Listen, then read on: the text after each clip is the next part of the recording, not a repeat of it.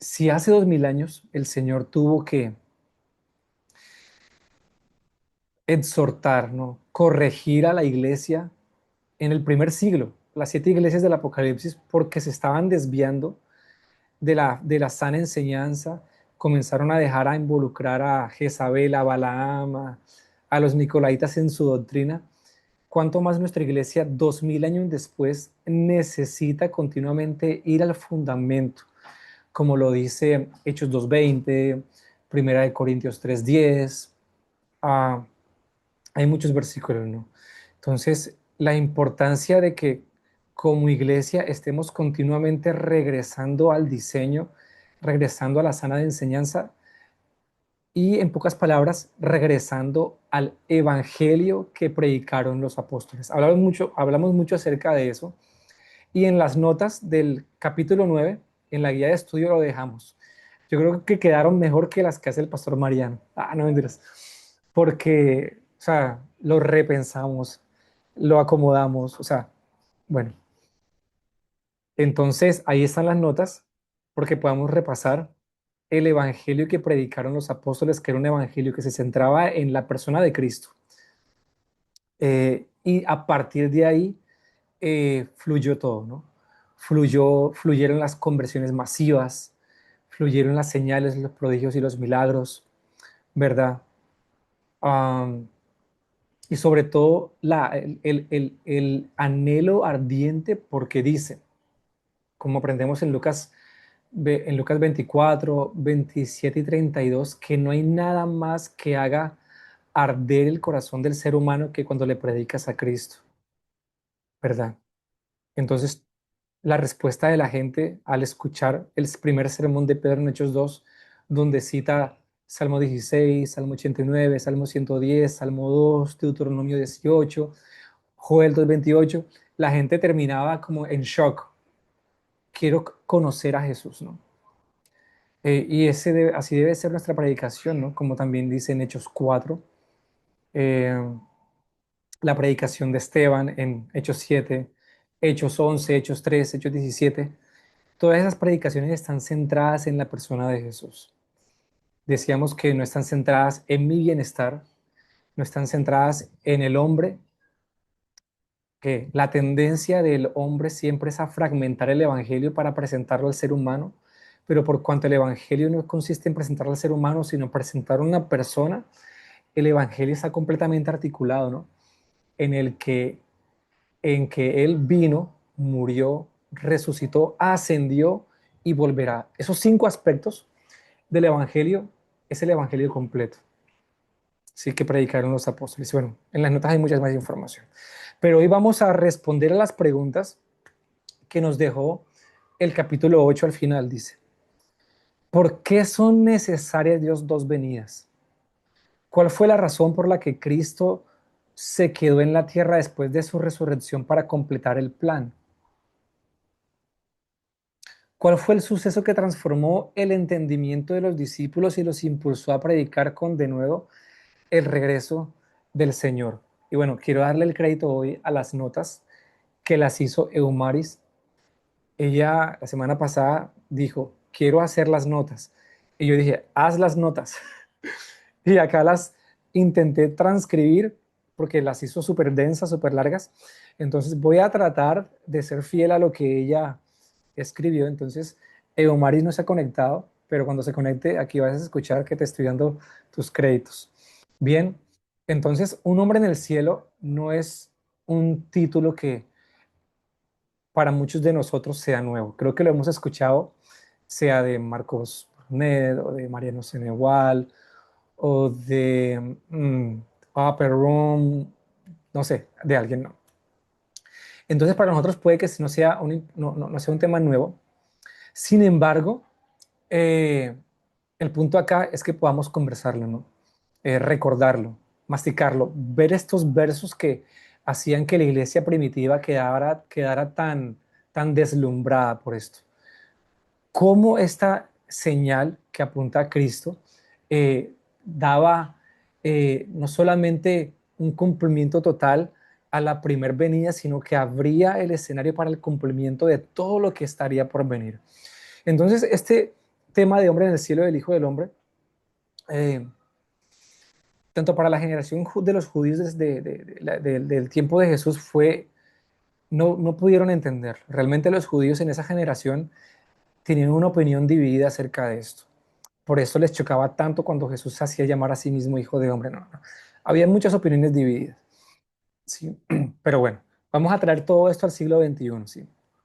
Entonces, cuando hablamos de hombre del cielo, eh, si bien es el mensaje del Evangelio, hay una narrativa secular.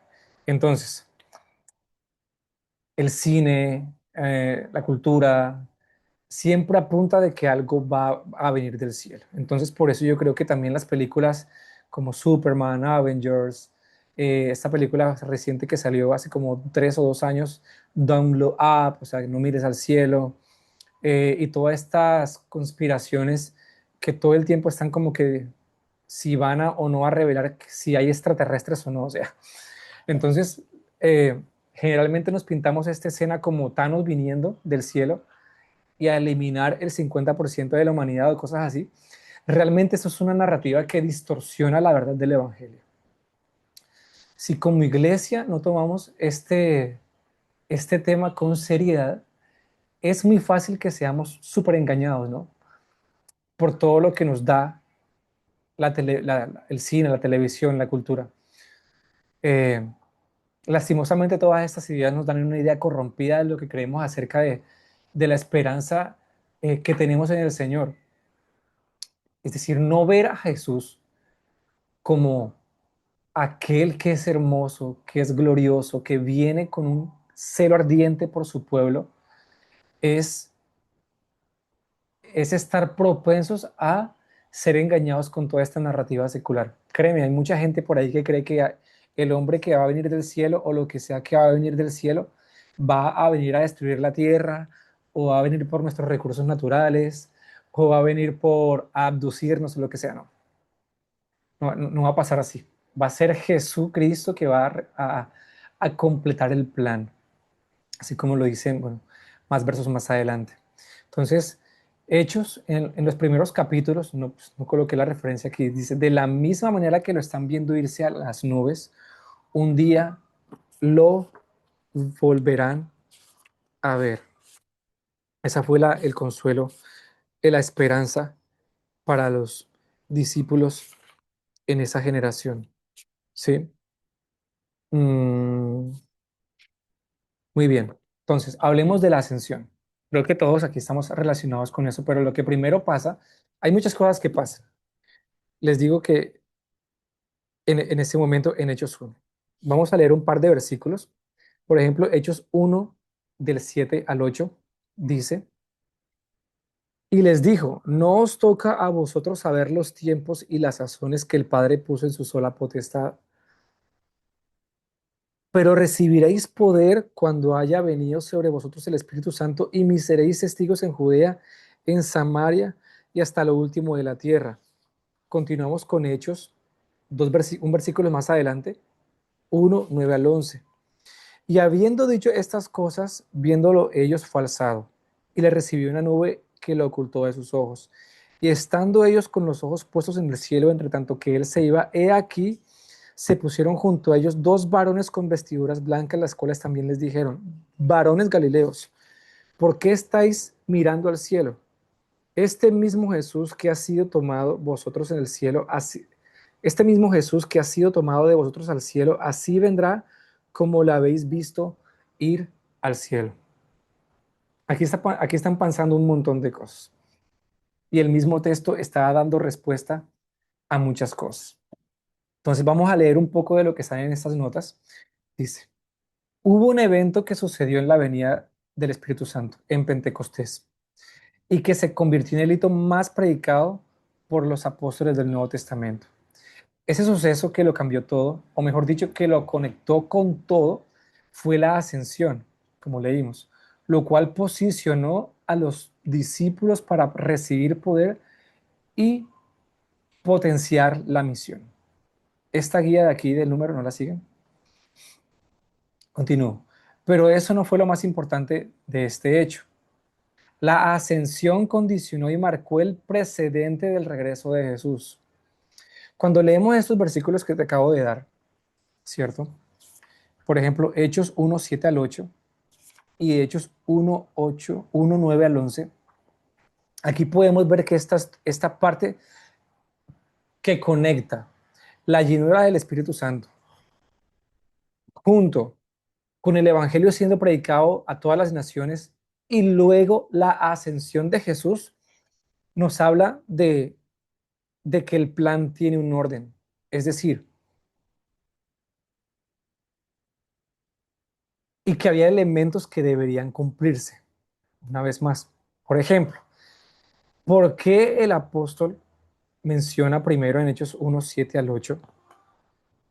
No os toca a vosotros saber los tiempos de las razones por las cuales el Padre puso en su sola potestad. ¿Por qué dice esto él? Bueno, él está respondiendo a la pregunta de Hechos 1:6, que dice, entonces los que se habían reunido le preguntaron diciendo, Señor, ¿restaurarás el tiempo de Israel en este tiempo?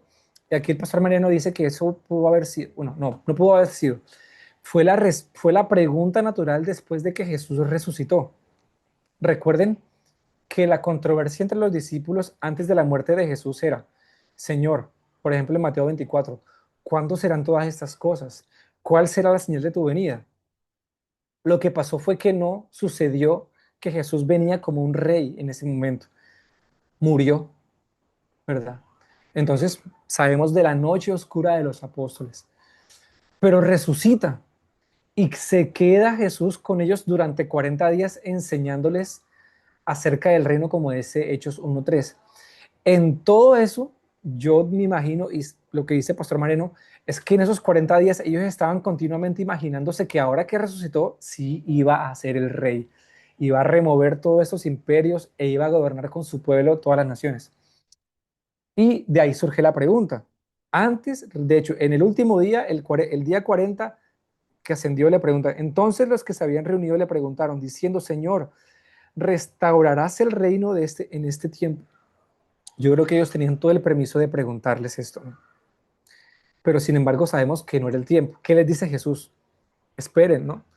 No les toca a ustedes saber el tiempo de las sazones que el Padre puso en su sola potestad, pero recibiréis poder.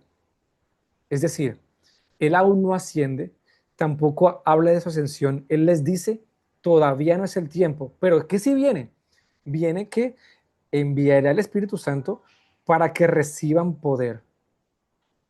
Y cuando haya venido sobre vosotros el Espíritu Santo, me seréis testigos en Jerusalén, en toda Judea, en Samaria y hasta lo último de la tierra. Es decir, dentro del plan del Señor después de resucitar, no era eh, cumplir todas estas cosas que apuntan a los últimos tiempos. Era, después de la resurrección, el pueblo iba a ser lleno del Espíritu Santo e iba a ser equipado para predicar el Evangelio a todas las naciones. En el versículo, estábamos leyendo el versículo 7 y 8. En el versículo 9 pasa algo loquísimo. Una vez les dice esto, que van a ser llenos del Espíritu Santo y que van a predicar el Evangelio a todas las naciones, dice, en ese mismo instante, y habiendo dicho estas cosas, viéndolo ellos, fue alzado y le recibió una nube que le ocultó de sus ojos. Y estando ellos con los ojos puestos en el cielo, entre tanto que él se iba, he aquí se pusieron junto con ellos dos varones. ¿Por qué estáis mirando al cielo? Este mismo que Jesús que ha sido tomado entre vosotros al cielo, así vendrá como lo habéis visto ir. Y eso fue lo más increíble que pudo haber pasado para la vida de los apóstoles, porque a partir de ese momento, lo que pasa es que ellos responden a esta parte del plan para poder traer a Jesús de vuelta, por decirlo de esa manera, ¿no? Entonces, viene la parte en la página 218 en el libro, que es el plan mesiánico. Vamos a seguir leyendo acá. Entonces, la ascensión es la condición que marcó el precedente al regreso de Jesús. Entonces, la ascensión registra el último momento en que Jesucristo fue visto físicamente en la tierra. Fue la última vez. Y deja establecido un precedente profético. La iglesia primitiva lo vio ascender y la iglesia de los últimos tiempos lo verá descender. No pasó en la primera generación, porque habían cosas que tenían que pasar en medio. Hechos 2:37 dice que hasta que el cielo lo recibe, hasta la restauración de todas las cosas, o el cielo lo tiene que retener hasta la restauración de todas las cosas. Eso también lo podemos ver en Salmo 2, Salmo 110, etcétera. Dice, después de su resurrección, Jesús marcó 40 días con sus discípulos, enseñándoles acerca del reino de Dios, revelando misterios, comiendo con ellos y permitiendo que tocaran su carne. Pasan muchas cosas, pues, como ustedes saben. Sin embargo, había una parte que los discípulos no podían entender. ¿Sí? ¿Cómo recibiría él todo dominio, gloria y los reinos de la tierra siendo restaurados con él gobernando desde Israel, como se anuncia en Daniel 7:3 al 14? Había una parte que ellos no habían entendido, que luego de la ascensión es que pueden entenderlo, ¿verdad? Entonces, tanto en la sesión pasada como en esta, vamos a hablar un poco acerca del capítulo 7 de Daniel, 13 al 14, donde habla acerca de esta parte del plan que faltaba, que los discípulos una vez más no podían entender, no lo habían entendido. Pienso que ni siquiera se lo imaginaban. Les cae el 20, es cuando él asciende. Es allí cuando le cae el 20. ¿Qué dice Daniel 7, 13 al 14? Mientras continuó mi visión esa noche, vi a alguien parecido a un hijo de hombre descender con las nubes del cielo. Se acercó al anciano de días, voy a marcar aquí hijo de hombre, se acercó al anciano de días y lo llevaron ante su presencia. Se le dio autoridad, honra y soberanía sobre todas las naciones del mundo para que lo obedecieran los de toda raza, nación y lengua. Su gobierno eterno es eterno, no tendrá fin, su reino jamás será destruido. En la sesión pasada vimos que este hijo de hombre al que se refiere Daniel, que es una de las pocas porciones en la Biblia que están escritas en arameo, hijo de hombre se refiere a un hombre divino. Esta palabra en hebreo significa Bar Enash, que es diferente a la palabra que usa Ezequiel como hijo de hombre, Ben Adam. Es decir, Ben Adam es hijo de hombre como tú y como yo, pero la referencia que Daniel usa para referirse a este hombre es que es un hombre divino, ¿verdad? Que es un hombre que es Dios.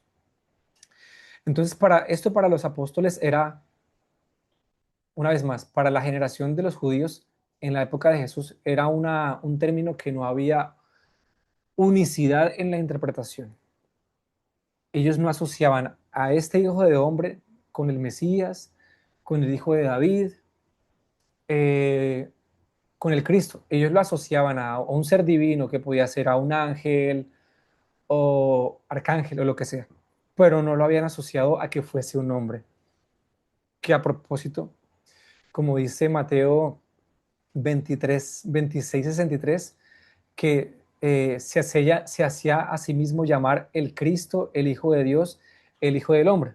Como vimos también en la sesión pasada, fue el nombre que Jesucristo usó más para referirse a sí mismo una vez más, enfatizando en que él era el cumplimiento de la profecía de Daniel 7, 13 al 14, que un hombre que estaba en el cielo iba a descender e iba a tomar todos los reinos de la tierra y que le iba a dar autoridad a su gente, ¿verdad?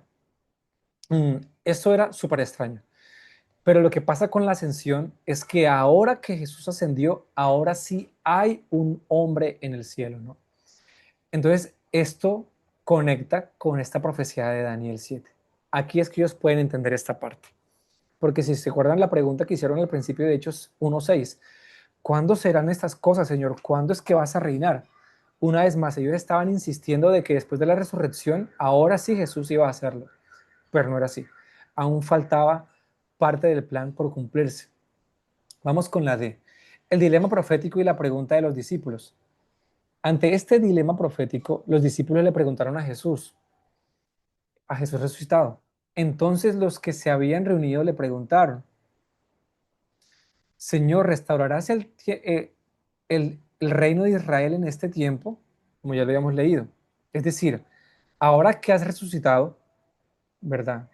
Y que has estado leñado, que has estado 40 días con nosotros enseñándonos el Evangelio del Reino, ¿Te quedarás a cumplir todas las profecías sobre tu gobierno físico desde Israel hacia todas las naciones, con tu cuerpo regenerado y restaurando toda la tierra? Entonces, ya sabemos lo que respondieron, ¿no? Entonces, la pregunta implícita aquí es, y para los apóstoles debió ser y para nosotros también, dijiste que vendrías y viniste. Entonces, vemos todas las profecías como Isaías 9, de Malaquías 3, si no estoy mal, hablando de que Jesús iba a venir y se encarnaría en un hombre, lo hizo, ¿no? Dijiste que resucitarías y lo hiciste. Ya recordamos las conversaciones que él tuvo en Mateo 16, en Juan 13 al 17, todas esas controversias que él tuvo con sus discípulos que los apóstoles no podrían creer, no podían creer y que se oponían a eso. Entonces resucitó, dijo que resucitaría y resucitó. Entonces, ¿dónde está entonces tu poder y tu reino? Esa es la pregunta intermedia que todos sabían que iba a pasar. ¿Cuál será el día del Señor? ¿Cuándo juzgarás la tierra? Entonces, el punto es que si vino y lo hizo, Él regresará. Ese es el punto. Pero estaban esas preguntas sobre la mesa. Había una falta de conexión entre estos hechos del Mesías. Por ende, si en este párrafo, en algún momento los discípulos tuvieron el deseo de coronar a Jesús humanamente en la tierra. Y eso es lo que pasaba cuando Jesús alimenta a los 5.000, ¿se acuerdan? Hace esos milagros y la gente queda fascinada con Jesús. Y Jesús tiene que irse porque la gente iba a coronarlo rey. La gente sabía.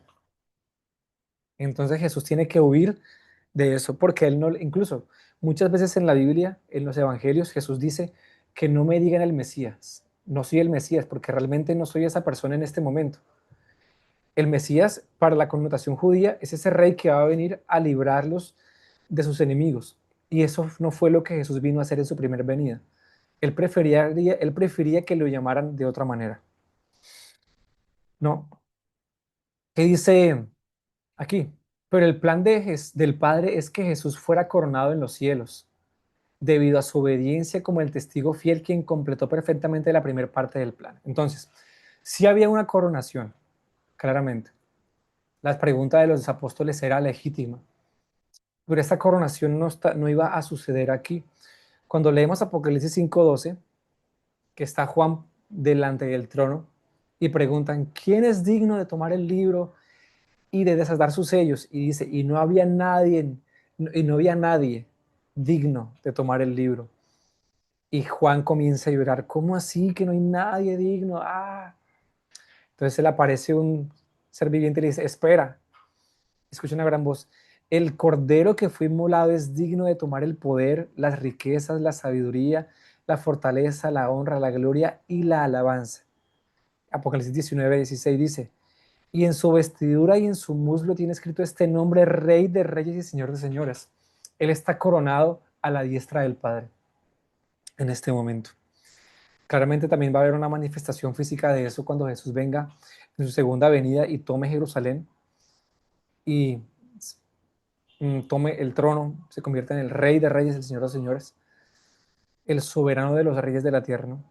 Entonces, sin embargo, aún queda una parte crucial del plan profético. Ese hombre divino debía venir del cielo a la tierra. Entonces, y aquí es clave esto, el entender de que no había un hijo de hombre en el cielo hasta que Jesús ascendió. Por eso es que esta profecía de Daniel 7:13 al 14 tenía tanta, tanta, tanta controversia para los judíos.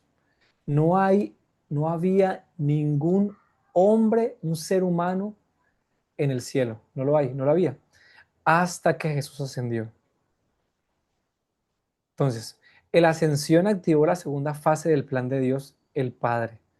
A la pregunta de los discípulos, es decir, ¿cuál pregunta? ¿Cuándo, Señor, cuándo será?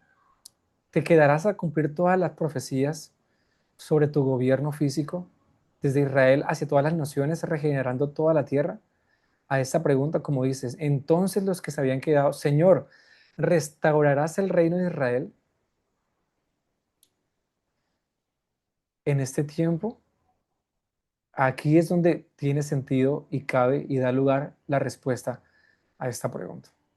Si alguien quiere comentar algo, puede levantar la mano. La idea es poder durar hasta las 10, más o menos, poder comentar y bueno, y seguir. A la pregunta de los discípulos, Jesús respondió que no era el tiempo.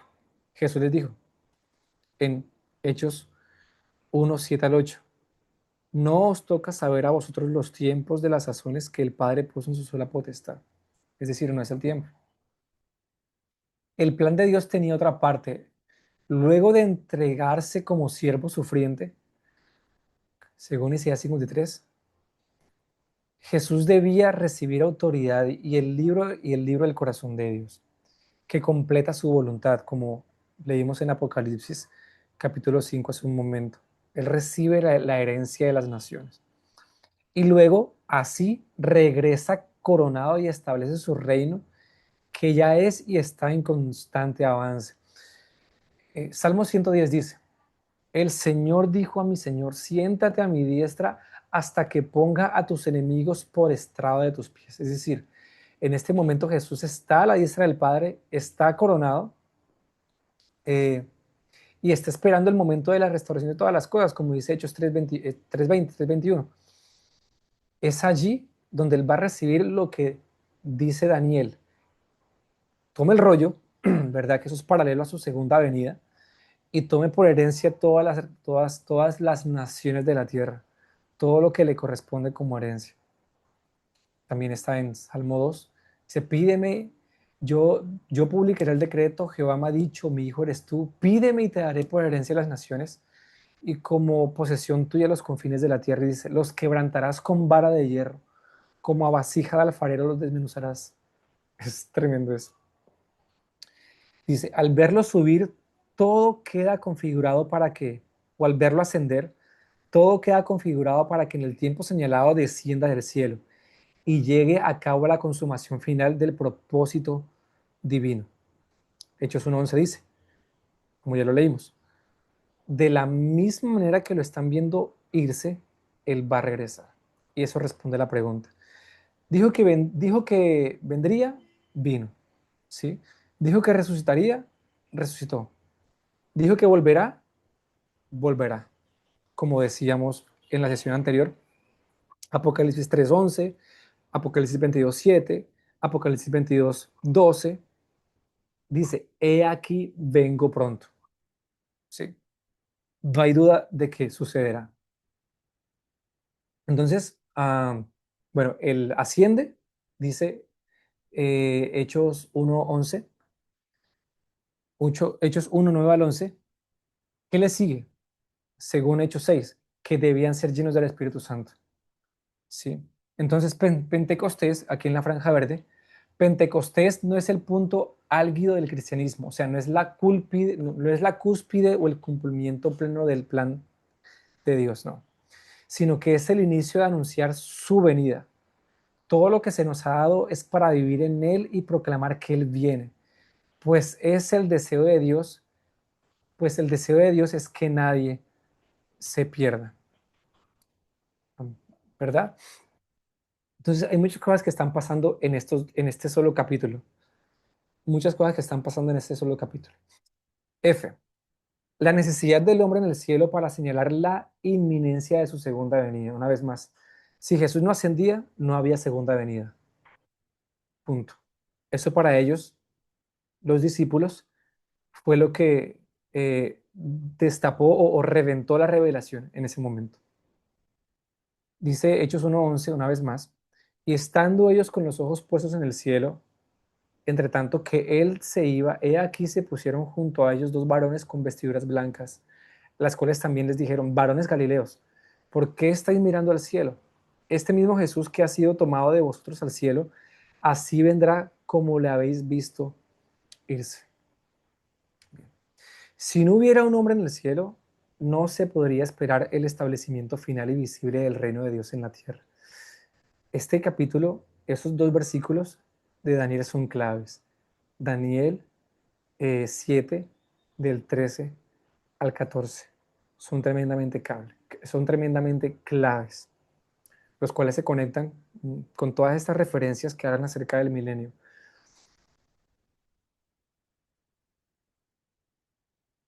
Continuemos por acá. Entonces, no esperamos un fantasma que vaya por el mundo, esperar un rey totalmente hombre, totalmente Dios, que viene en cuerpo, que reinará sobre todas las naciones. Es decir, o sea, eh, debemos tener una narrativa bíblica acerca de todas estas cosas. Hay mucha gente en la calle hablando de estas cosas, pero pensando que son extraterrestres o lo que sea. Quien va a venir del cielo es Jesús y va a venir a restaurar todas las cosas. Vamos al punto G. El Hijo del Hombre, el Bar Enash, el hombre divino que viene del cielo, que esperaban los judíos, que viene entre las nubes, el único que sube y baja del cielo, el igual a Dios, era la señal de que el tiempo es el último y el juicio de Dios está cerca. Y su revelación también, el hombre que vio Daniel en Daniel 7. Y aquí hay más referencias. Muy bien. Vamos a leer esto que agregó Mauri. Necesitamos volver a leer los evangelios con esta perspectiva. La narrativa de Jesús tomará un sentido mucho mejor. Claro, cuando tú entiendes que Jesús, o sabes que Jesús utilizó 70, mira, Jesús utilizó en los evangelios, en estos 89 capítulos de los evangelios, Jesús usó cuatro formas de referirse a sí mismo.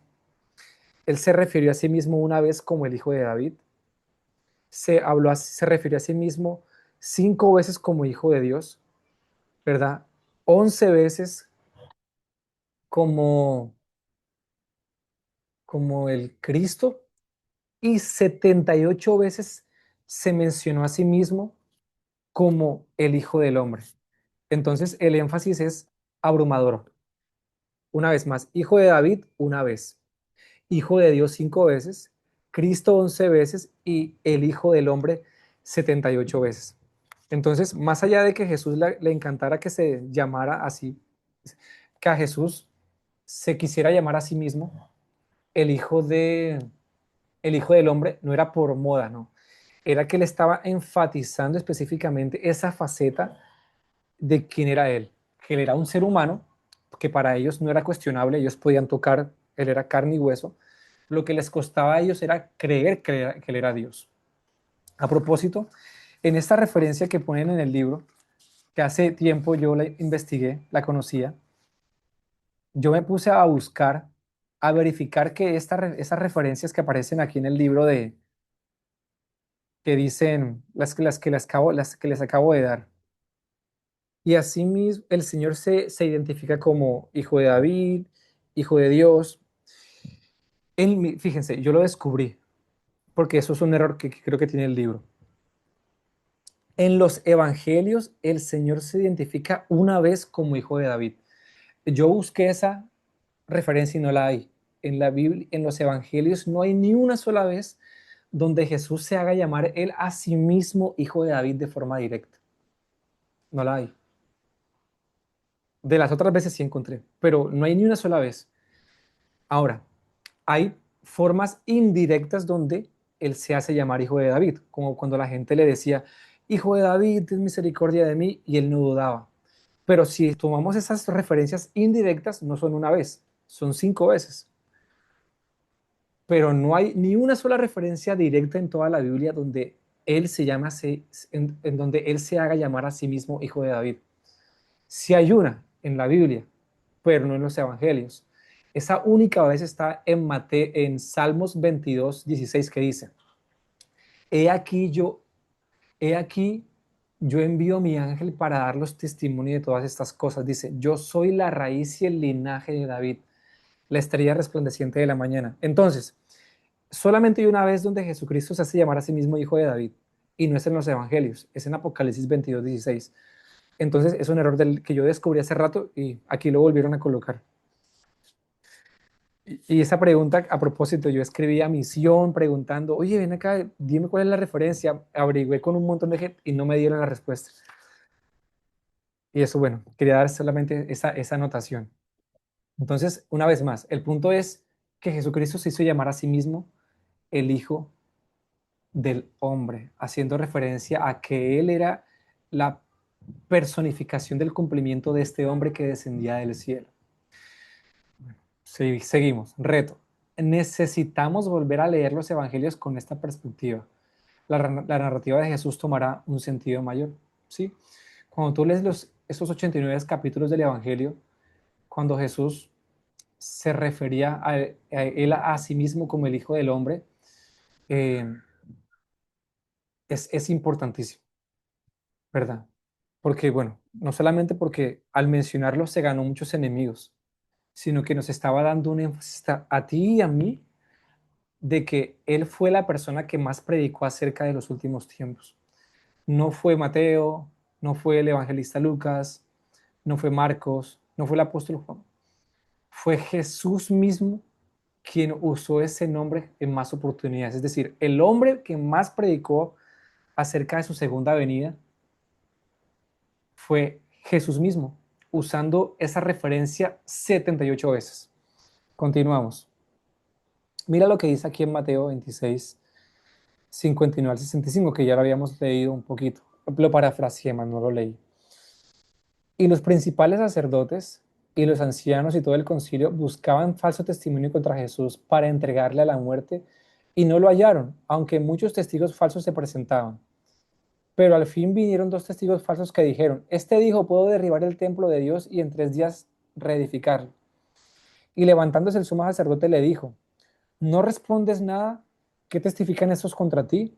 Mas Jesús callaba. Entonces, aquí está el punto. Entonces el sumo sacerdote le dijo, te conjuro por el Dios viviente que nos digas si tú eres el Cristo y el Hijo de Dios. Entonces Jesús les dijo, tú lo has dicho, pero él le añade una tercera cosa más. Mira lo que le añade. Además os digo que desde ahora veréis al Hijo del Hombre, el Barenash de Daniel, sentado a la diestra del poder de Dios, Salmo 110, y viniendo en las nubes del cielo, Salmo 89. Este Jesús aquí deja locos a los fariseos, los deja re locos. Mira que dice, entonces el sumo sacerdote rasgó sus vestiduras, diciendo, ha blasfemado. El punto es que los fariseos no tenían problema con que él fuera el Cristo, el ungido.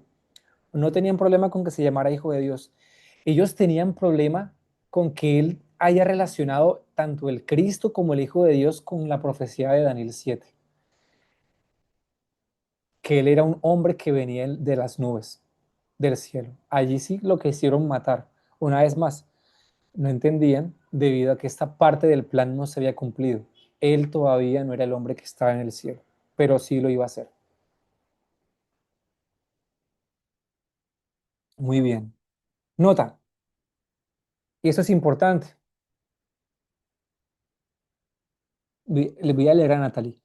Y en los evangelios, cuando Jesús se refería a sí mismo como el Hijo del Hombre, aparece como Barenash. Sí, correcto, como Barenash. Ah, no, perdón. Buena pregunta, ¿sabes, Natalie? Eh, buena pregunta. Yo creo que sí, ¿sabes? Una vez más, yo creo que sí, por la reacción que tienen los fariseos en el versículo de Mateo 26:59 y cómo lo asocia a él. Mira, Daniel 7:3 al 14 habla de que es el Hijo del Hombre que va a tomar dominio, ¿no? Que se va a sentar en su trono de gloria, lo que sea.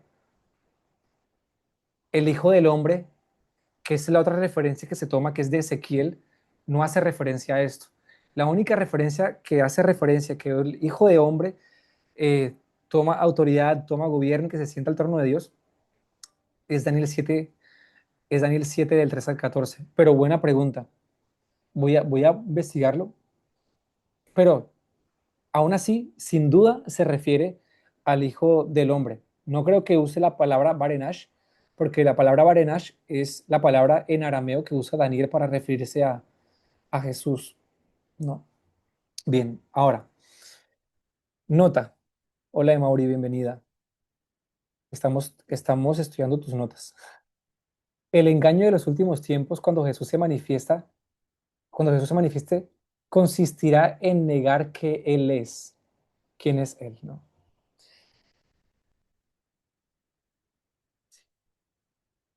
Correcto, así es. Entonces, vuelvo a leer. El engaño de los últimos tiempos, cuando Jesús se manifiesta, consistirá en negar quién es Él, presentar un Jesús falso, tergiversar su imagen y presentarlo como malvado, tirano o invasor. Pero la realidad es que Él es quien la creación esperó desde el principio. Sí, como lo decíamos al principio, una narrativa secular del Hijo del Hombre viniendo en las nubes es Thanos. Es un man perverso que va a necesitar de los Avengers para eliminarlos, ¿no? Y en este contexto, los Avengers son aquellos que se resisten al plan de Dios, ¿no? Tomándolo, porque ¿cómo es que alguien viene a eliminar el 50% de la población mundial, ¿no? Bueno, es algo similar, pero ustedes y yo sabemos que es una narrativa falsa, porque aquel que va a venir es aquel que va a remover el pecado, remover los efectos del pecado, restaurar todas las cosas, recompensar a sus santos, darnos el cielo nuevo y tierra nueva, etcétera. Pero la verdad la encontramos en la Biblia, como dice, sobre las intenciones del corazón del Padre, sobre el carácter de Jesús, la extensión de su poder y dominio, su derecho sobre todo lo que existe. Tanto Salmos capítulo 2 y Salmos 110, Salmo 45, estos tres salmos, Salmo 89, están completamente conectados con esta profecía de Daniel 7:3 y 14. Sí, es increíble. La coronación del Cristo en los cielos, el H. Vamos a hablar de la H un poquito y bueno, entramos a hacer algunos comentarios, algunas preguntas.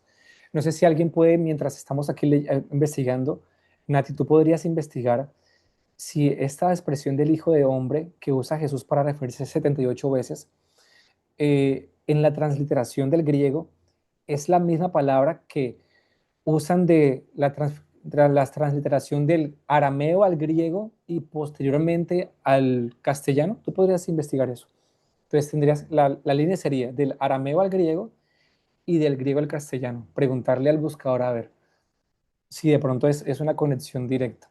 Pero simplemente por el contexto del pasaje, por ejemplo, de Mateo 25, 51 al 65, es claro que esa expresión del Hijo del Hombre que usan allí se refiere a la expresión por el contexto de Daniel 7, 13 al 14, que Jesús usa 78 veces, enfatizo. La coronación del Cristo en los cielos. Este punto es clave, ¿no? Porque los apóstoles también esperaban esta coronación de Jesús como un reino que venía a reinar desde Jerusalén. Si bien no era el tiempo, era la idea. Lo más importante no fue solo que ascendió, sino lo que ocurrió en el cielo. Los discípulos presentaron la coronación del Cristo, la glorificación del siervo viviente. Juan describe desde la perspectiva del Padre lo que sucedió en ese momento. Entonces, ¿qué puede ver él? Ya lo leímos anteriormente. Y lloraba yo mucho porque no se había hallado a ninguno digno de abrir el libro. No llores, he aquí que el león de la tribu de Judá, la raíz de David, ha vencido y vi en medio del trono un cordero como inmolado. Bien, entonces, una vez más, este versículo está haciendo referencia directa a la pregunta de los discípulos que le hacen en Hechos capítulo 1, versículo 6 al 9, para que lo tengan allí, pues todas esas versiones, esas referencias, es bueno ir conectándolas poco, poco a poco, ¿sí? La revelación de la naturaleza de Jesús, último párrafo de la página, da forma integral al Cordero inmolado y león que venció la muerte, el que vino y el que vendrá. En este consiste, en esto consiste el evangelio que anunciamos. Maranata.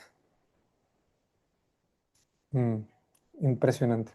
Entonces, claramente, una de las cosas que pasó en ese primer capítulo de Hechos 1, luego de que Jesús está 40 días con ellos, es que esta pregunta conecta directamente con su ascensión, lo cual conecta con el cumplimiento de la profecía, eh, la primera parte de Daniel 7 que debía haber un hombre en el cielo. Luego de eso, ¿qué tiene que haber? Como lo leímos en Hechos capítulo 1 versículo 6 versículo 11 9 y 11, ¿sí? Perdón, 7 y 8. Bueno, todo este fragmento de Hechos 1 6 hasta el versículo 11 está todo ese bloque de texto. Entonces, luego de esa ascensión, lo que sigue es eh, la colaboración de la iglesia en llevar el evangelio a todas las naciones, como dice Mateo 24:14, y este evangelio del reino será predicado a todas las naciones y entonces vendrá el fin, que una de esas expresiones es la segunda venida últimamente. Termino con este párrafo, con estos tres parrafitos y dejamos hasta aquí y abrimos un espacio para comentarios, preguntas o lo que sea. La obra redentora era solo el comienzo. El Mesías no sería únicamente sacerdote, debía ser también un rey. Entonces la parte del sacerdocio la cumple en su resurrección. ¿No? En la resurrección él se hace el sumo sacerdote. Él se entregó como un cordero inmolado una vez y para siempre, según Hebreos, y él ahora resucita y ahora es un sacerdote. Como sacerdote, Jesús juzgará a las naciones y vencerá a todos sus enemigos. Si solo hubiese venido como sacerdote, no podría reinar de forma absoluta. Ahora, y si viniera solo como rey, no vendría redención ni perdón. Entonces Jesús es tanto un sacerdote como un rey. Y ese rey ahora viene en su segunda venida. Impresionante. Ambos roles son indispensables, inseparables para que la plena manifestación del reino de Dios suceda. Zacarías 6:3 en una versión NTC súper rara que aquí está. Vamos a leerla, lo que dice acá. Será sacerdote en su trono y habrá armonía entre los dos oficios. Eso está en la página 225. Último párrafo de esta parte. Así que, exaltado por la diestra de Dios, habiendo recibido del Padre la promesa del Espíritu Santo, ha derramado esto que vosotros veis y oís, que es el derramamiento del Espíritu Santo. Ahora, el plan del Señor para cerrar esta parte eh, requería el cumplimiento de, de los diferentes aspectos de este.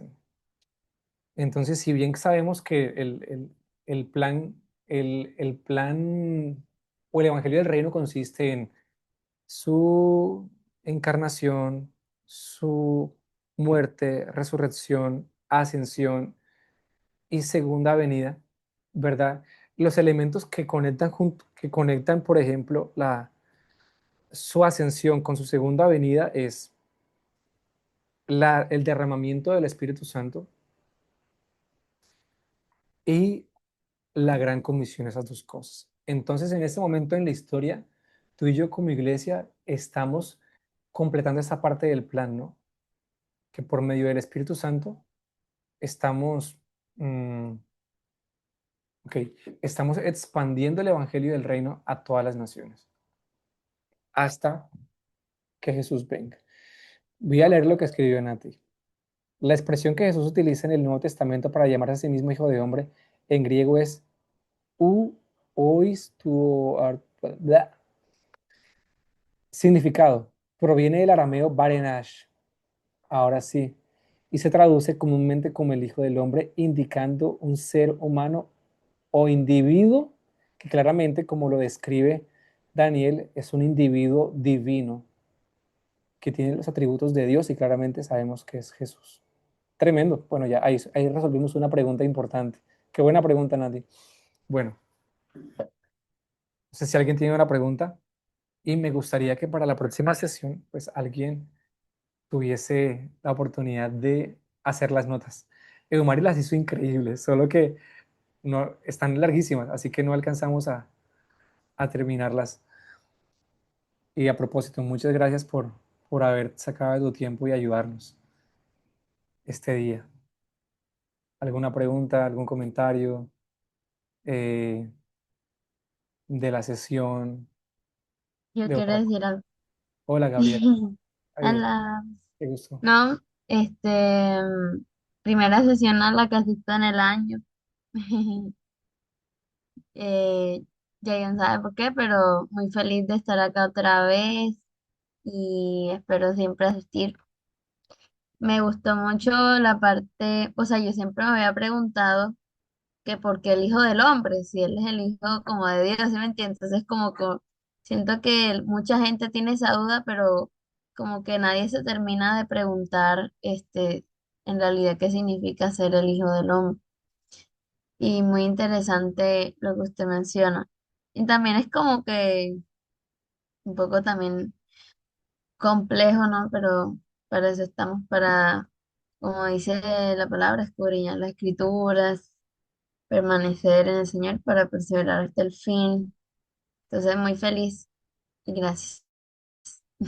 Gaby, gracias a ti. Sí, no, es que de verdad este término es, o esta idea es demasiado importante. O sea, yo siempre digo, y como hemos aprendido y enseñado, eh, no podemos trivializar todas esas cosas, ¿no? Si para los apóstoles el tener un entendimiento acerca del Hijo del Hombre fue lo que impartió también una revolución en su corazón para verlo regresar, para nosotros también. Una vez más, yo pienso que tenemos un entendimiento muy superficial de, de este aspecto del plan de Dios que es su segunda venida. ¿Sí? Y para los apóstoles, el haber entendido que el Hijo del Hombre de Daniel 7:13 al 14 se refería a Jesús, eso activó la gran comisión. Ellos anhelaban, por eso yo pienso que fueron obedientes, dijo, o sea, cuando Jesús les dice en Hechos del 1, capítulo 1, 6 al 11, de que después de la pregunta, ¿cuándo vendrás y establecerás tu reino? La respuesta de Jesús es, no les corresponde a ustedes saber eso todavía, pero enviará al Espíritu Santo y me seréis testigos en Judea, en Samaria, hasta los confines de la tierra.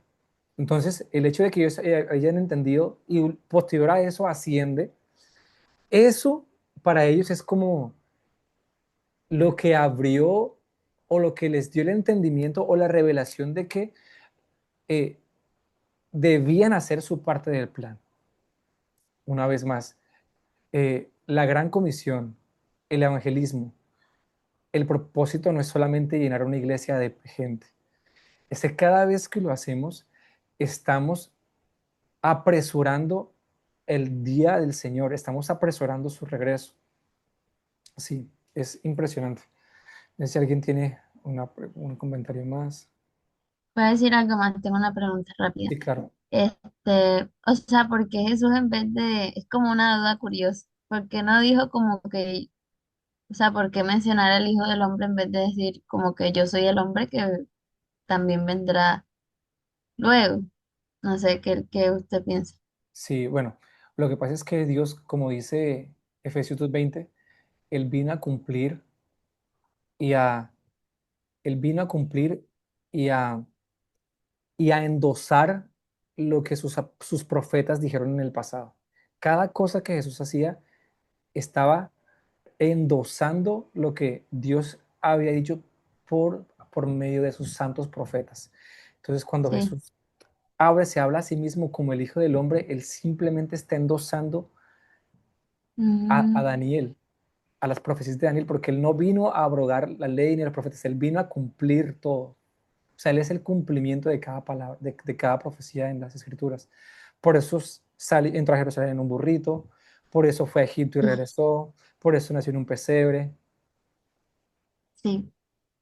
por eso predicó en Capernaum, porque cada parte de esas cosas él estaba haciendo un cumplimiento de lo que dijo Isaías, Malaquías, etcétera, etcétera. Dale, Kate, Ok. adelante. Es algo muy chiquitico. Yo cada vez que se habla de este tema, a mí me conmueve mucho. Y ahorita que tú leías las notas, yo lloraba y lloraba y lloraba y lloraba, Wow. porque es todo lo que representa esa expresión hijo del hombre. Porque y todo lo sobrenatural y lo grandioso que implica que, así como tú dices, el Señor se lo revelara a sus hijos, porque cuando Daniel lo vio, no había un hombre en el cielo. Mm, No había un hombre en el cielo porque Jesús nació mucho tiempo después, pero Daniel lo vio. ujú, Entonces, y cuando Daniel lo vio, era muy peculiar porque de pronto en la cabeza de los hombres en ese momento no era concebible pensar que había un hombre en el cielo. ujú, Entonces, eh, Jesús quiso identificarse con nosotros y y todo lo que representó ese sacrificio, porque su naturaleza cambió. O sea, él vino a hacerse un hijo del hombre que realmente lo que nosotros éramos carne y veníamos del barro.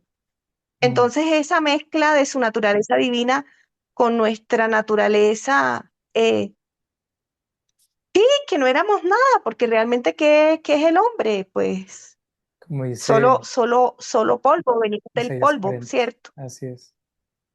Entonces, que un ser divino eh, que no tenía necesidad de venir y convertirse en hombre, quisiera hacerse como nosotros, eso es algo extremadamente grandioso. Impresionante. Y, y yo no sé qué pudo haber sentido Daniel cuando vio al Hijo del Hombre en su momento.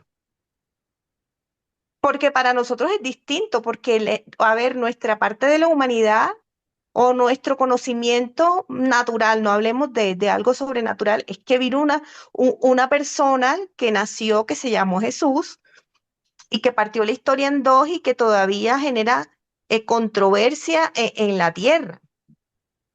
Mm, Pero también hay algo tan sobrenatural y es que si Jesús no venía como el Hijo del Hombre y se hacía parte de nuestra naturaleza, que era nada, Él no podía glorificarnos a nosotros. así O es. sea que también era necesario que Él pudiera identificarse para llevarnos al diseño original, porque la palabra de Dios dice que nosotros fuimos hechos a imagen y semejanza, pero nuestra naturaleza se distorsiona.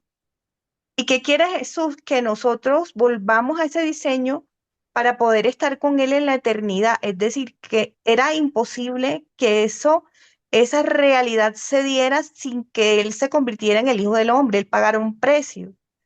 Y pensar en todo esto, yo creo que eso le dio a los discípulos fuerza, esa llama de fuego, es pensar que nos tocaba hacer nuestra parte del plan porque Jesús iba a cumplir su promesa, todo lo que él dijo lo cumplió cuando estuvo en la tierra, pero va a cumplir lo que falta.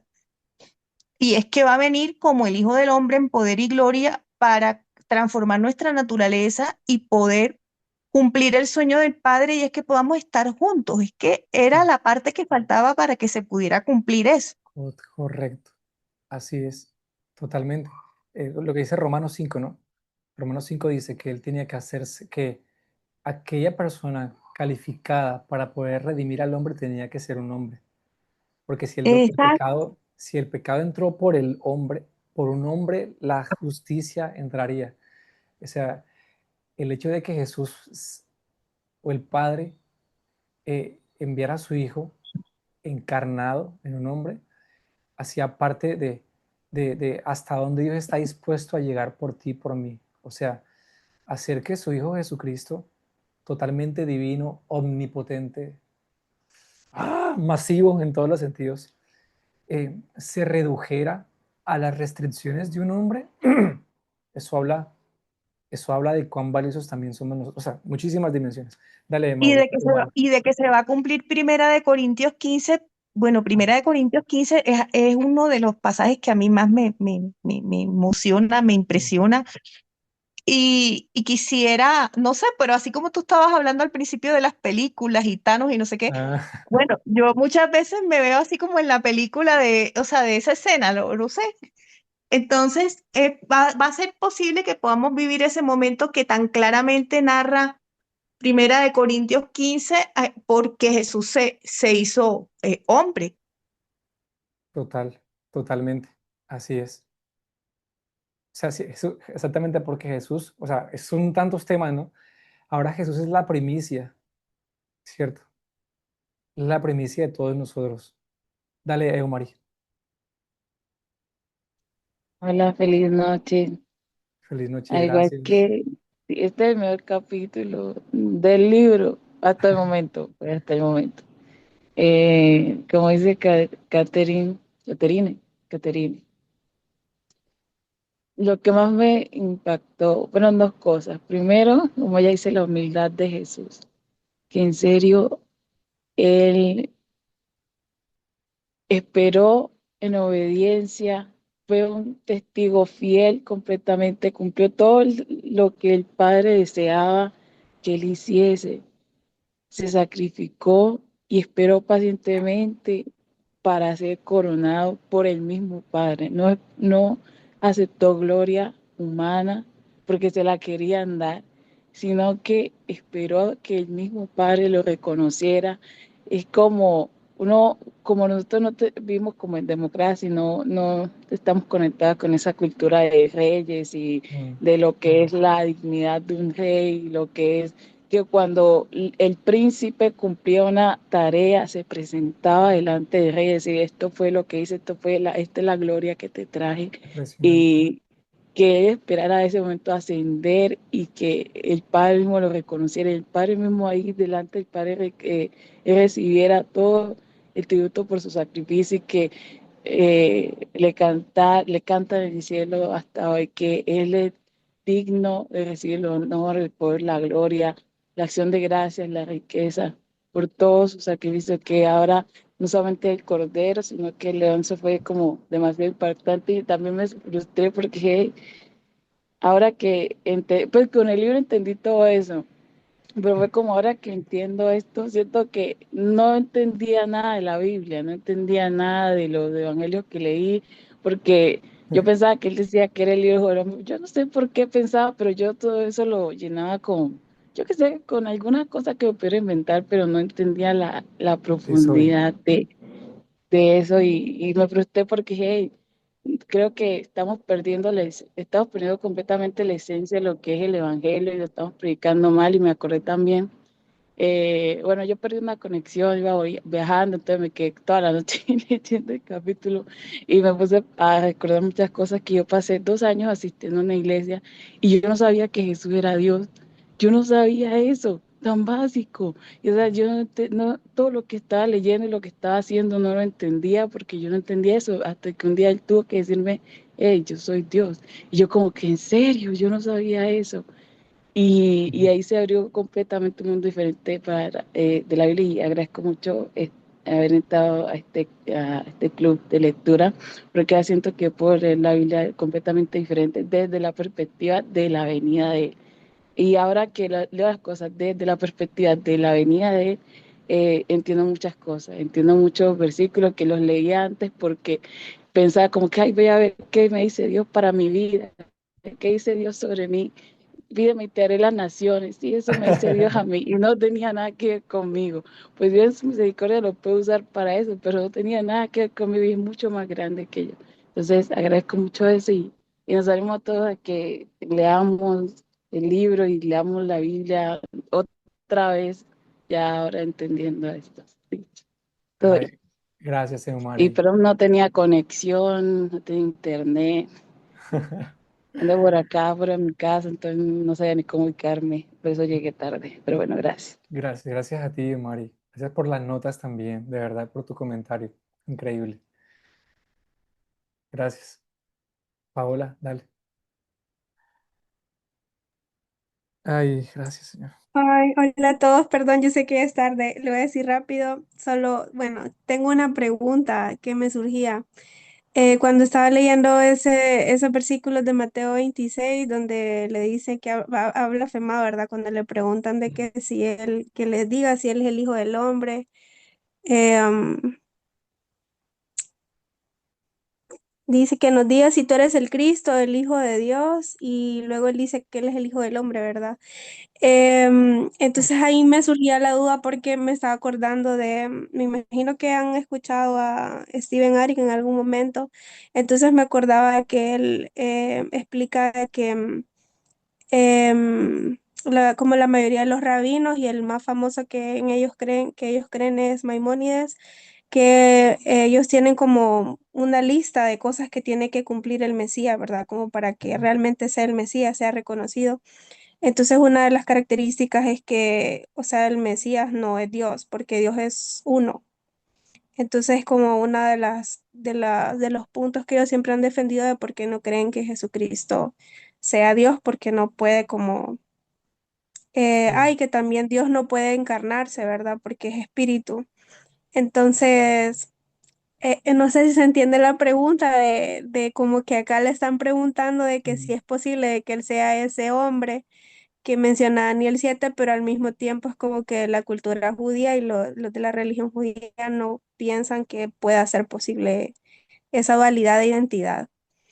Esa es mi pregunta, si alguien sabe. Y sí, lo que yo quisiera comentar es como más o menos lo mismo que estaba diciendo Mari, que para mí ha sido como Señor, como yo antes simplificaba el Evangelio, o sea, lo tenía demasiado simple y me ponía a pensar de que muchas veces podemos como ser vulnerables a que todos esos vacíos de conocimiento, todas esas lagunas que tenemos, es como el peligro, ¿verdad? De que Satanás lo llene de mentiras. Por ejemplo, los ejemplos que estaban dando de, mm, de los Avengers y cosas así, que es como que uno solo se las traga, pero en realidad son como mentiras de una contracultura, ¿verdad? Una antítesis a lo que es la verdad del hombre del cielo. Y también de estas partes del Evangelio, porque cuando yo leía tantas veces, ¿verdad? Esa parte de cuando Jesús asciende, yo en lo que me enfocaba era en la tristeza de los discípulos, pero nunca en el consuelo que le estaban dando los ángeles de, así como él lo están viendo ascender, así va a regresar. Entonces, qué importante es como, para mí me he quedado con poder orar esto que Pablo em, oró en Efesios, cuando dice, a fin de que al abrir mi boca me sea dada palabra para dar a conocer con denuedo el misterio del Evangelio, y por el cual soy embajador en cadenas, que con denuedo hable de él como debo hablar. Y me ponía a pensar en esto porque, ajá, es un misterio el Evangelio, o sea, hay muchas cosas que todavía no entendemos y gloria a Dios que estamos aprendiendo más, ¿verdad? Pero realmente al entenderlo también que el Espíritu Santo nos dé las palabras para poder comunicar toda esta maravilla, todo este asombro que tenemos todos aquí hoy. Eso. sí, amén. Eso es, yo pienso que a medida de que vamos creciendo en las escrituras, más claramente entendemos y más podemos tener como esa sensación de que el que entiende el Evangelio eh, o sea, es imposible caminar en la plenitud de Cristo, sino, ¿cómo es que la frase que usamos generalmente? No podemos predicar a Jesús en su plenitud si no entendemos el plan en su plenitud, algo así. Y es así, o sea, cuando yo comencé a investigar también en esto y comenzar a conectar no solamente los versículos individuales, sino cuando tú comienzas a conectarlos en toda la historia, tú te quedas como en shock, como que, wow, todo eso estaba aquí y no, nunca lo había visto. Pero respondiendo a tu pregunta, estaba revisando unas notas que tengo acá. Entonces, cuando tú revisas el versículo que estábamos leyendo ahorita acerca de que los fariseos le dicen, dinos de una vez por todas si tú eres el Cristo, el Hijo de Dios. ¿Sí? Y la respuesta de Jesús es, y no solo eso, no solamente soy el Cristo, yo soy el Hijo, y el Hijo de Dios. Yo soy el Hijo del Hombre. Voy a leerte la expresión. Yo la quité, pero te la voy a leer. Entonces dijo, bueno, puedo derribar este templo en 3 días. Ellos no tenían problema con eso. Entonces el sumo sacerdote le dijo, te conjuro por el Dios viviente que nos digas si eres tú el hijo de, si tú eres el Cristo, el Hijo de Dios. Y Jesús le dijo, tú lo has dicho. Y después dice, y además os digo. O sea, él a esta revelación del Cristo y del Hijo de Dios, él le añade esta revelación del Hijo del Hombre, que es la que los fariseos no pueden soportar, porque lo conecta con esto, que está sentado a la diestra del poder de Dios viniendo en las nubes del cielo. Entonces el sumo sacerdote se rasgó sus vestidos. Ahora te voy a leer un fragmento de lo que, de por qué estos fariseos se enojan tanto cuando él dice que ahora es el Hijo del Hombre. Es importante, sobre todo porque, por cómo el Sanedrín judío entendía esta expresión del Hijo del Hombre. Entonces, cuando Jesús se hacía llamar el Cristo, ¿con qué los judíos asociaban el Cristo? Primero, con el rey davídico. O sea, ¿qué significa el Cristo? El ungido. El Cristo es lo mismo que decir el ungido. ¿Me entienden? ¿Sí? Entonces, cuando Jesús hacía llamar el Cristo, no había problema, ¿ok? Porque hacía referencia al rey davídico, al ungido de Dios, aquella persona que iba a restaurar el reino y que esa era la persona que Dios va a usar para traer justicia a Israel. Entonces, cuando se referían al Mesías, al Cristo, al ungido, se referían específicamente a esto, el que era el rey davídico, el ungido de Dios, el que iba a traer restauración a Israel, etcétera. Por eso la pregunta de los apóstoles, una vez más, en Hechos capítulo 1, versículo 6, ¿cuándo es que tú vas a establecer el reino de Israel? Y la respuesta de Jesús, todavía no es el tiempo. Entonces hay varias referencias. Es como ver el pacto de Dios con David en 2 Samuel 7, Hechos, Salmo 2, etcétera. Ahora, cuando en el mismo verso el fariseo le dice, dinos si tú eres el Cristo, el Hijo de Dios. O sea, ¿a qué se referían o qué entendía el Sanedrín judío cuando se referían al Hijo de Dios? Entonces, ellos lo usaban en tres formas. Aquí tengo las notas. Era un lenguaje relacional no ontológico. Recuerda que para Israel hay muchas referencias que dicen, ustedes son mis hijos. O sea, el padre trataba a Israel como sus hijos. No sé si se recuerdan esas referencias. Entonces, para ellos no era raro que Dios los tratara a ellos como hijos. Israel mi pueblo, Israel mi hijo. De Egipto llamé a mi hijo, o sea, Israel, ¿no? Entonces, era un lenguaje relacional. Pero ¿qué pasa? Jesús lo usaba no como un lenguaje racional, sino con un lenguaje ontológico. Es decir, él se hacía llamar a sí mismo el ser hijo de Dios en divinidad. ¿Entiendes? No era un lenguaje relacional, era que él se hacía llamar a sí mismo divino. O sea, eso era lo que ellos no podían soportar, que él se hacía igual a Dios. Continúo para cerrar. Y etcétera. Entonces hay muchas referencias acerca de eso. Entonces ahora él era el Hijo de Dios, hacía referencia a que era el rey Mesías, ¿verdad? El rey ungido. ¿Ves? No Dios mismo.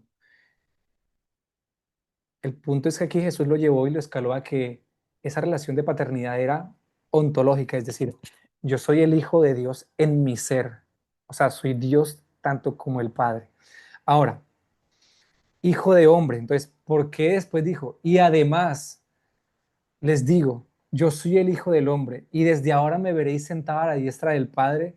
Y, se vuelven locos. Esto lo amplifica una vez más. Ellos no tenían problema con que Jesús hiciera llamar Hijo de Dios, Mesías, el Cristo, porque esa era la profecía, la promesa de que iba a haber un Mesías, linaje de la tribu, hijo de David. De hecho, la gente le decía hijo de David también. Entonces, ¿qué entendían los judíos cuando se les hablaba acerca del hijo de David? Entonces había dos lenguajes. El lenguaje de Ezequiel, del hijo del hombre, que era un ser humano de carne y hueso, normal, no había problema. Un hijo de hombre no era un título divino, ¿verdad? Entonces, pero por otro lado, eh, entonces, ¿qué se entendía con claridad en ese aspecto? En que Dios gobierna mediante intermediarios. O sea, tratando de definir el tema de hijo de hombre de Ezequiel, no tiene que ver con ningún tipo de divinidad. Pero ¿qué pasa con el lenguaje de Daniel, que es al que Jesús apunta una y otra vez. ¿Qué se sabía? Entonces, el Sanedrín judío no tenía un consenso acerca de eso. Pero qué sí entendían acerca del Hijo del Hombre? Primero, que era una figura de apariencia humana. Segundo, que venía del cielo. Tercero, que recibe dominio eterno y que juzga a las naciones. Entonces, la ambigüedad es que el Sanedrín judío que pensaba que este Hijo del Hombre era el Israel colectivo, o sea, Israel como nación. Nosotros somos el Hijo del Hombre que viene del cielo, ¿ok? Como nación. Otros decían que era un ángel, otros que podrían ser el Mesías, otra que podría ser una figura celestial única que no entendían. Entonces, no había consenso. Entonces, ahora, para cerrar esta parte, específicamente en cuanto a esto, en que este Mesías al que ellos se referían era un hombre que iba a sufrir, ¿cierto? Que debía morir y luego, bueno, el Mesías al cual Jesucristo se refería era este Mesías que ellos no entendían. Primero, un Mesías Cristo que iba a morir, que iba a sufrir y que luego sería exaltado. Eso para los discípulos, para los judíos del Sanedrín era una locura, ¿no? Bueno, hay muchas referencias acerca de eso. Ahora, ¿cómo relacionaban esta idea tan ambigua? Porque ellos se vuelven locos. Jesús les hizo entender a ellos que él no era solamente un hijo en cuanto a la relación, sino era una adopción real, que tenía una relación filial única, porque él decía llamarse a sí mismo Dios es mi Padre. Aparte, él dice, el Hijo del Hombre, Daniel 7, soy yo, lo que dice una vez más Mateo 26, 63. Y además, yo soy el Hijo del Hombre. Él se está diciendo que yo seré entronado, vendré en las nubes y juzgaré a Israel y a las naciones. Eso para ellos es una locura. Bueno, ya para terminar, ¿qué pasa? Jesús redefine lo que ellos entendían como hijo de hombre. Sí. No solo que reina en Jerusalén, sino que reina a la diestra de Dios, como Salmo 110. Lo leemos una vez más. El fragmento que cita aquí en Mateo 26, 59, 65 dice, tú lo has dicho, además os digo que desde ahora veréis al Hijo del Hombre sentado a la diestra del poder de Dios, viniendo en las nubes del cielo. Entonces el sumo sacerdote se rasga las vestiduras diciendo, has blasfemado. O sea, hay un montón de información acá, estoy tratando como de conectarla. Entonces voy a leer otro repasito. Los judíos del siglo I tenían claro que era el Mesías y qué significaba ser hijo de Dios en sentido real davídico. Lo que Jesús redefine no es el título, sino la forma, el alcance y el lugar celestial de esa identidad. Al unir en sí mismo al Cristo, al Hijo de Dios y al Hijo del Hombre de Daniel 7. Es decir, para ellos, los judíos, el Cristo y el Hijo de Dios no se referían a un ser divino, se referían a un ser humano relacional en cuanto al pacto, ¿no? Daniel le añade este tema del Hijo del Hombre y los deja locos. En resumen, bueno, yo creo que eso pues, se puede expandir mucho más y se puede entender mucho más. Es un tema que podemos seguir estudiando, pero yo creo que entiendo un poco más ahora. Bien, amigos. Si por ejemplo no hay otra pregunta más, un comentario. Si bien creo que el Pastor Mariano no toma todos esos datos acá, pero bueno, el capítulo está muy increíble. Ay, bueno, oramos. ¿Quién quisiera orar y terminamos?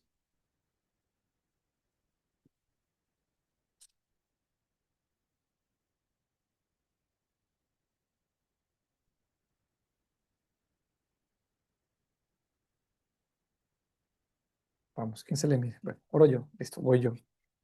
Padre amado, gracias por este tiempo, por tu impartición. Danos, úngenos, Señor, para poder entender, úngenos para poder comprender, Señor, para poder tener la gracia de tomar todos estos versículos y conectarlos en tu historia, Señor. Que haya una gracia espiritual, una gracia especial en las personas que están acá, Señor. Te pedimos que nos des un lenguaje para eh, conversar todas estas cosas, para compartir todas estas cosas, Señor, que traigan entendimiento, Señor, que traigan claridad, Señor, un despertar y como dice Lucas 24, 27 y 32, que mientras tú nos hablas acerca de ti desde Moisés, los profetas y los salmos, Señor, tú hagas que nuestro corazón se encienda, Señor, porque no hay nada, Señor, que encienda más nuestro corazón que cuando te escuchamos a ti. Señor, tu palabra es irresistible a nuestra alma. Cuando nos hablan de ti, Señor, eso es irresistible a nuestra alma, Señor. Así que te pedimos eso, Dios. Hazlo con nosotros por tu gracia y misericordia, Dios.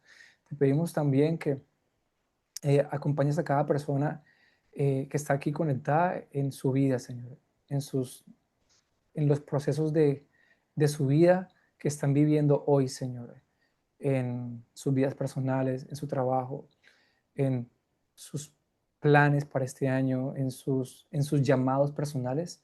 Te pido que tú intervengas, Señor, y nos hagas saber ese consuelo que solamente tú das de saber que tú estás con nosotros, Señor. Te lo pedimos, Padre. Bendice a Umari, a Paola, a Nate, a Gabriela, a Juan Pablo, a Kate, a Nati, a todas las personas que estarán, que no han estado, Señor. Danos esta gracia, Señor. No queremos cansarnos de esto, Señor. Da una gracia sobrenatural, Dios. Da entendimiento, da más. Ábrenos, confíanos más, Señor. Confíanos más cosas, Señor. Confíanos, no, Señor. Señor. Confíanos más, Señor, que podamos entender el Evangelio completo, que podemos articularlo, Señor, de forma integral y completa, Señor. Lo pedimos, Padre, en el nombre de Jesús. Amén y amén. Dios los bendiga, amigos. Bye. Chao.